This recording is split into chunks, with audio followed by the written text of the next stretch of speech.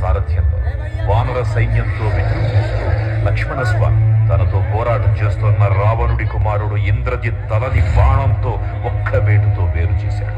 ఇంద్రజిత్ మరణ వార్త విన్న రావణుడు ఆవేశంతో ఊగిపోయాడు. ప్రతీకారం కోసం పాతాళ లోకాధిపతి తన సోదరుడు అయినటువంటి మహిరావణుడి సహకారం కోరాడు.